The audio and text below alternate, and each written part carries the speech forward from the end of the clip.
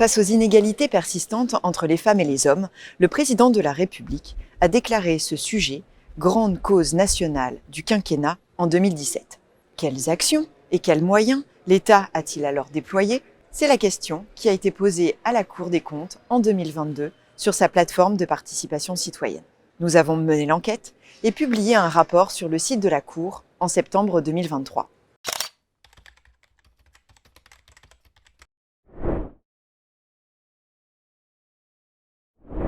Notre premier constat est l'absence de stratégie globale continue et coordonnée.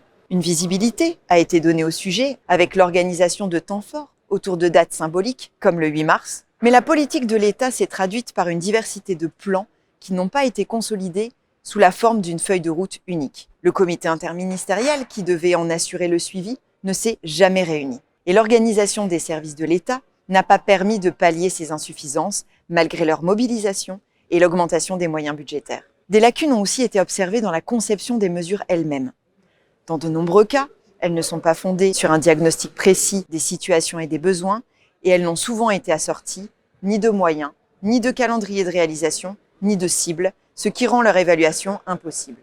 Deuxième constat, sous la pression de l'opinion publique, 2 thématiques sont devenues prioritaires et ont concentré les efforts avec des avancées depuis 2017. La lutte contre les violences conjugales d'une part et l'égalité professionnelle d'autre part.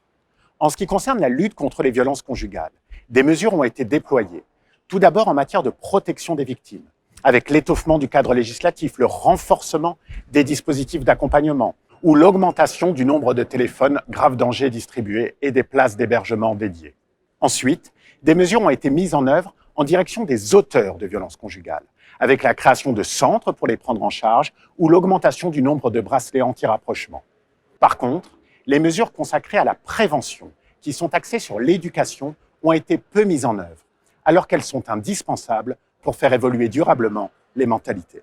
En matière d'égalité professionnelle, des progrès ont été réalisés grâce à une forte mobilisation collective et à de nouvelles obligations imposées aux employeurs, notamment au travers des plans d'action dans la fonction publique et de l'index sur les écarts de rémunération dans le secteur privé. Malgré cela, les écarts persistent.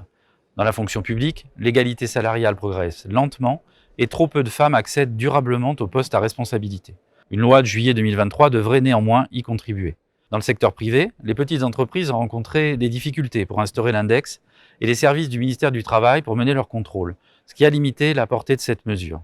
Par ailleurs, des causes plus fondamentales persistent, notamment en matière d'orientation professionnelle et de valorisation de certaines compétences. Dans ce domaine, des changements socio-culturels profonds sont nécessaires pour favoriser la mixité des filières de formation et des métiers. Pourtant, cet aspect n'a pas fait l'objet de mesures suffisamment ambitieuses. Au final, la mobilisation a été indéniable, mais inégale selon les sujets, et les avancées restent limitées. La Cour des comptes a formulé 7 recommandations visant à surmonter les difficultés constatées.